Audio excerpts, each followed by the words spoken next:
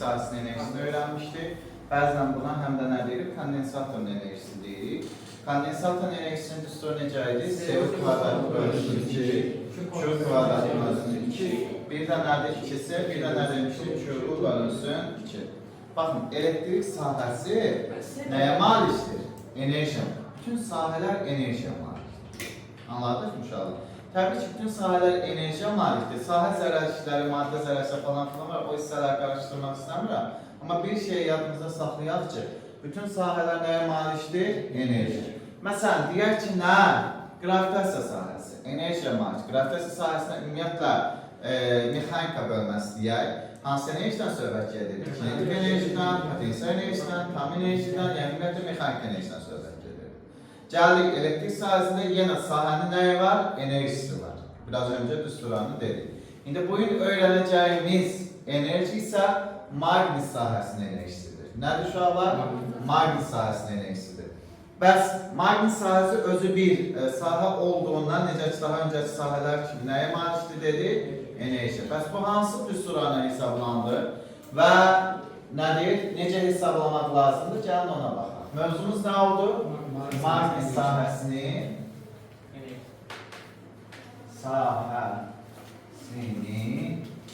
enerjisi. Deməli, bu bizim nəyimiz oldu? Mövzumuz. Mövzu çox maraqlı və çox asan mövzudur. Testlərin sayı çoxdur, amma mövzuda testlərin hamısı bir-birinə oxşar olduğuna görə çox asanlıqla nöqtəsindən gələcəksin. 100 neçə dənə testi var idi? 114 dənə. Yəni, indi deyəcəksin, mənim axı balaca bir şey izah edərdiniz, niyə bu qədər testi var? Yəni, hamısı bir-birinə oxşar testlər. Gəlin, öyrənək. Uşaqlar, ötən dəsə belə bir düstur yazmışdır. I bərabərdir. L-I. Tanışdır bu düstur? Bəli. Okay. Yadında saxlayaq uşaqlar. Fiilin i'dən asılılıq qrafikində, yəni maqnit selinin cəryan şiddətindən asılılıq qrafikində, bax, fiilin i'dən asılılıq qrafikində, grafikin altında yaranan, düz asıldı dedikdə, grafikin altında yaranan fiqurun sahəsi bizə maqnit selinin sahəsinin enerjisini verir. Anladın mı? Maqnit sahəsinin enerjisi double indeksində M hərflə işarə olunur. Bütün enerjilər ki, bu enerjilər necə fizik cəmiyyəti sayılır? Skalyar fizik cəmiyyətdir. Yaxşı, skalyar fizik cəmiyyətdir, yazaq elə və vahidi nədir? Vahidi bütün enerjilər kimi, deməli, vahidi 1 joula bərabərdir. 1 joule, BC-də nə verir Rəhmət? Bölünsün,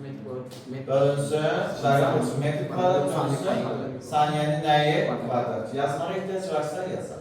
Gəl indi bu sahəni hesablayaq. Hesablaya bilərikmi? Sahəni hesablasaq, Murad nə verəcək bizə? Sahəni hesablasaq.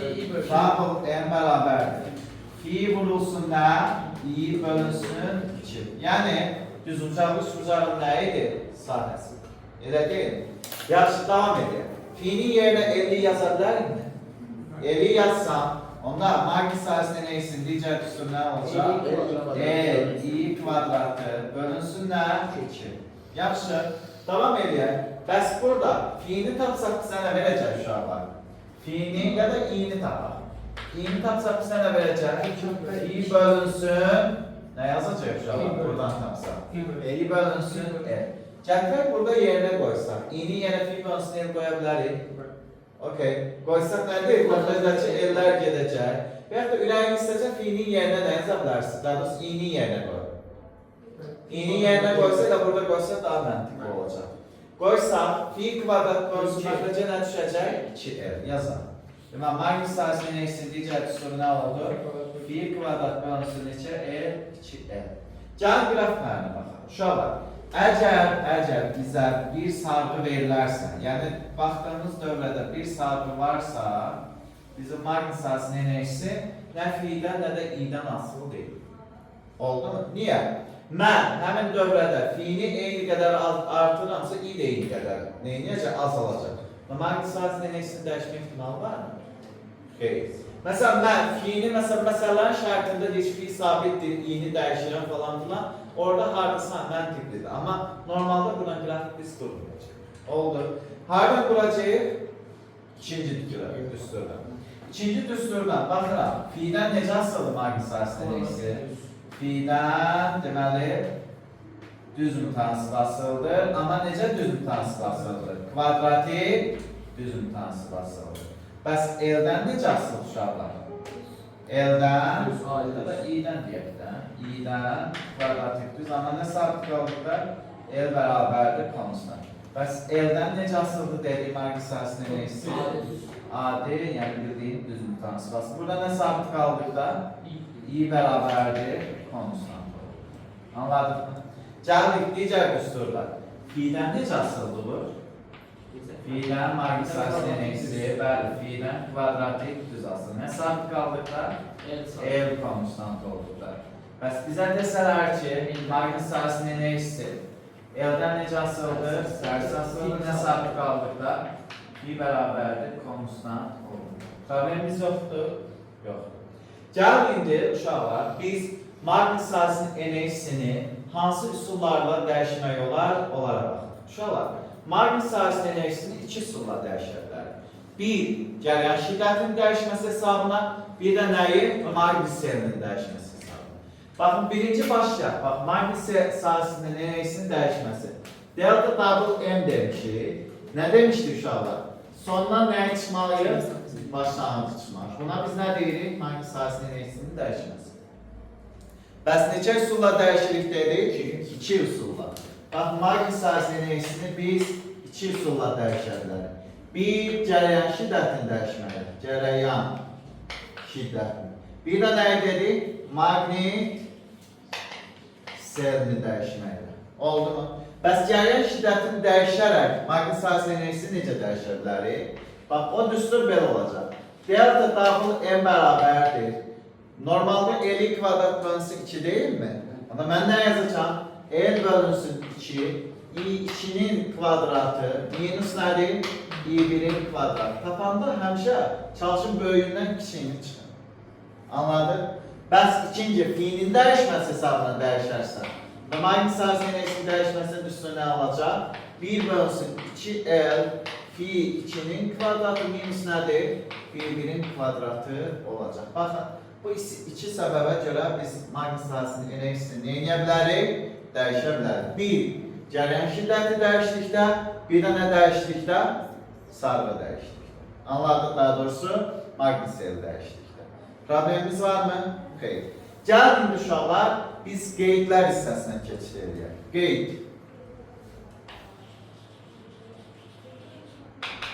Qeyd. Uşaqlar, baxın, belə bir dövrə verilir bizə. Burada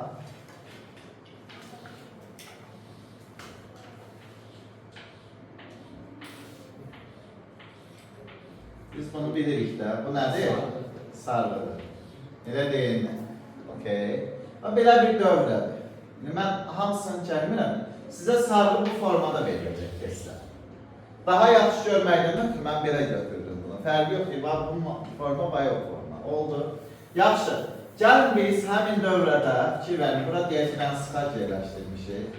Deyək ki, bura bir ampermetr olsun, özümdən almışım. Oldu. Yaxşı uşaqlar, mənə deyir ki, bu sarğının içərisinə elektromagnet içliyi, yəni içliyi, metal içliyi daxil etdikdə və çıxardıqda Magnus Arsenalisi necə dəyişir? Oldu mu? Bax, indi bu tərəfdən də çıxardığı hal üçün baxaq. Bax. Eyni şəkli burada duraq.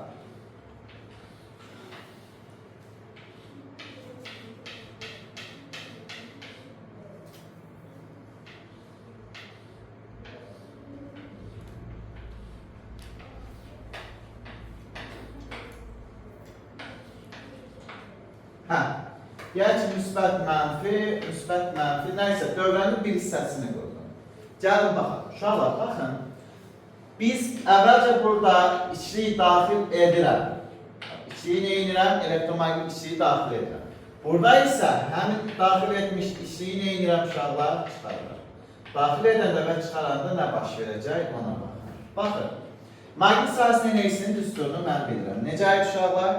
Magnus Arsenalisinin düsturu double M bərabərdir. L kvadrat bölünsün 2 değil mi?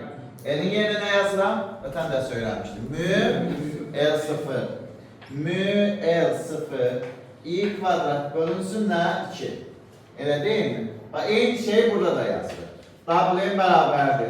Mü L0 i kvadrat bölünsün ne dedi? 2. Aha. Ben burada mü nedir? İşleyin neydi? Magnitofozluğuydu da. Öyle değil. Daxil edirəm sən. Müsünü neyləmiş olaram?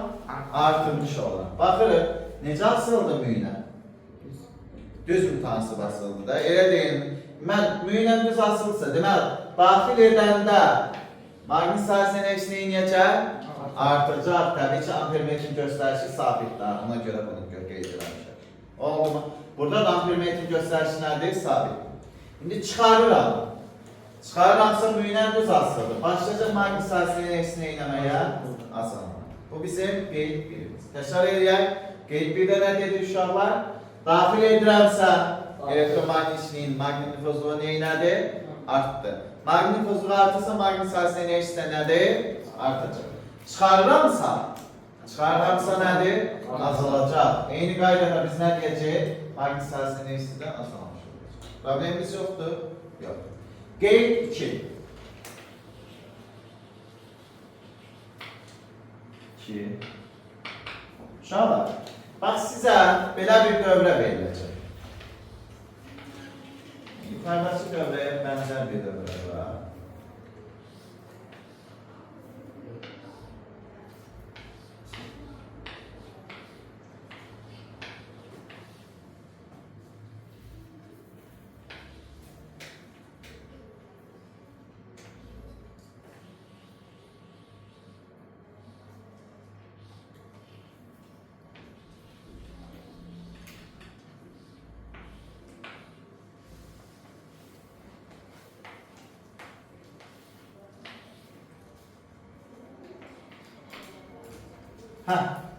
Uşaqlar, burada deyək, o deyək, burada ampermetr. Bura L1 deyək, bura nə deyək? L2. Bura L1 deyək, birinci sarğının nəyi? L1. Buna da nə deyək? Asif L2 deyək. Oldu mu? Mənə deyir ki, uşaqlar, mənə deyir ki, mən buradakı, bax, bu dövrə verilir də bizə. Bu sarğının induktivliyi ilə və müqaməti ilə necə asıldı maqnit sahəsinin eksi? Bax, maqnit sahəsinin eksinin düsturu necə idi? L kvadrat bölünsün 2 deyil mi? İ'nin yerinə yazsam, U bölünsün L yaza bilərik mi? Onda maqnit sahəsinin eksinin düsturu necə olacaq uşaqlar? Maqnit sahəsinin eksinin düsturu L U kvadratı bölünsün 2L'in kvadratı. Baxıram, necə asıldı? Tərs kvadratı, radiusdan, daha doğrusu müqamətin tərs kvadratı. Bunlar paralel birləşdiyinə görə U zaten sabit. Elə deyil mi? Bəs L-lə necə asıldı? Düz mütənsib asıldı. Onda mən o asıllığı necə yaza bilərəm uşaqlar? Buradan yazaq. Double 1 bölünsün, double 2 bərabərdir. L1 bölünsün, L2 vurulsun. Sonra.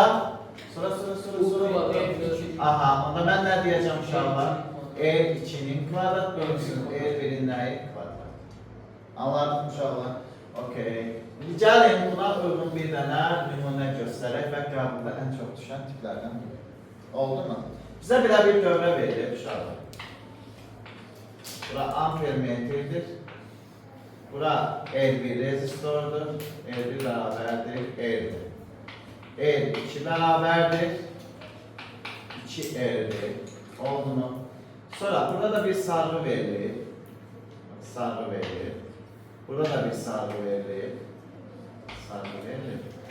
Ve burada da bir diğer mənbəmiz var. Udur. Gəlcəmi. Burada L'dir, burada L'dir. Mənə deyir ki, uşaqlar, testimiz belə. Double 1, yəni birinci sarğıda maqnit sahəsinin enerjisi double'dırsa, yəni bir double'a bərabərdirsə, ikinci sarğıdakı enerji nəyə bərabər? Neçə? Double bölünsün nə? Müqamət neçə dəfə farklıdır? 2 dəfə. Elləri eynidir, mütləq ellərə bax. Elə deyil. Elləri eynidir, onda double 2 nəyə bərabər olacaq uşaqlar? Double bölünsün nə? 4. Bu formada nə inəyəcəksiniz? Hesablayacaqsınız. Hə, elləri fərqli verirlər. Onlar bax, o düzdür. düsturu, yuxarıdakı düsturu. Çətinmi? Xeyr. Mövzu çox asan və çox sadə bir mövzudur. Özümüz bu qədər. Neyləməliyəm başqa? Oldu. Hə, bir şey deyim sizə uşaqlar, yadda qalmışkən da. Maqnit sahəsinin enerji sıxlığı. Maqnit sahəsinin enerji sıxlığı, yadınıza gəlsə elektrik sahəsində enerji sıxlığı var idi da, elə deyilmi? Elektrik sahəsinin enerji sıxlığını düsturu necə? Epsilon 0, y kvadratı bölünsün 2 idi da, elə deyilmi? Burada da eyni şeyi yazacaq, amma biraz fərqlənəcək. Oldu. Gəlin enerji sıxlığı yazar. Ümumiyyətlə bu enerji sıxlığı son qəbulda falan bu qədər rasımıza çıxmır, amma hər ehtimala qarşı öyrənək. Çətin bir şey olsa deyərəm ki, beyin güclənir, amma çətin bir şey deyil, sadə bir şeydir. Hə, maqnit sahəsinin enerjisi nədir? Maqnit sahəsinin vahid həcminə düşən enerjisinə bərabər olan fizik cəmiyyətə nə deyilir? Enerji sıxlığı deyilir. Təsvir edək, maqnit sahəsinin vahid həcminə düşən enerjisinə bərabər olan fizik cəmiyyətə maqnit sahəsinin enerji sıxlığı deyilir. Anladınız mı? Maqnit sahəsinin enerji sıxlığı ya sizin qabağınıza balaca dabulla çıxacaq, ya da dabul indeksinə M yazılacaq. Balaca dabul indeksinə M. Oldu mu? Yaxşı, bəs düsturu necə olacaq uşaqlar? Düsturu maqnit sahəsinin enerjisinin, yəni böyük dabul M bölünsün B olacaq. Oldu mu? Bəs vahidi nə olacaq Zəhrəfən?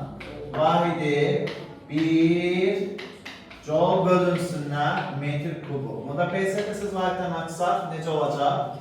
1 kiloqramdan gedəcəm? Yox, kiloqram bölünsün metr bölünsün saniyənin nəyi? Kvadrat olacaq. Anladıq mı? Hə, bir də alınma düsturu var. Alınma düsturu nədir? Yəni bir neçə düsturun birləşməsindən alınır. Digər düsturu belədir. Double kiçik M bərabərdir. Səfər isə B kvadratı bölünsün 2 mü 0 olmalıdır. Belə bir düstur var. B maqnit pozu, daha doğrusu maqnit indeks elektronun nə idi? Modulu. B kvadrat bölünsün 2 mü nədir? 0. Anladıq mı? Heç nə uşaqlar. Bu da bizim enerji sıxlığımız. Başqa sualınız var mı? Xeyr, bu video izahlı bu qədər. Sizə də mən dərsi izah elədim. İnşallah növbəti mövzumuz nə olacaq? Birinci hissədə mexaniki rəqslər və dalğalar. Birinci rəqsləri öyrənərik. Riyazi rəqqas, yaylı rəqqas, sonra mexaniki dalğalar. Ondan sonra nəyə qayıdırıq? Bir də ikinci hissədən elektromaqnit rəqslərdir. Hər iki mövzu çox maraqlıdır. Ümumiyyətlə, fiskada daha çətin mövzu qalmır. Oldu. Bizim burada bircədən nisbətən fərqli və nisbətən çətin mövzu həndəsə optika olacaq. Həndəsə optikada şəkilli, məkilli indi mən məsələn şəkil çəkməyi xoşladığıma görə çox bəyənirəm o mövzunu və test cəhətdən çox asandır. Amma biraz başa düşmək cəhətdən xırdalıqları çox olduğuna görə uşaqlara, məsələn 11-ci siniflərə adətən bir dəfə izah edirəm, ikinci bir də izah edirəm. Təbii ki, güclü sinifdən getmirsə də orta sinifdən gedir. İkinci bir də izah eləməli olsan, çünki tam oturmur o mövzu bir dəfə. Amma biz çalışarıq, daha yaxşı başa düşərik, elə birinci səfərlə nədir? Otursun mövzu. Qalan mövzular sizə elə deyirlər, yağ kimi gedəcək. Yəni çətin mövzular qutarır. Bu belə uşaqlar. Hələ.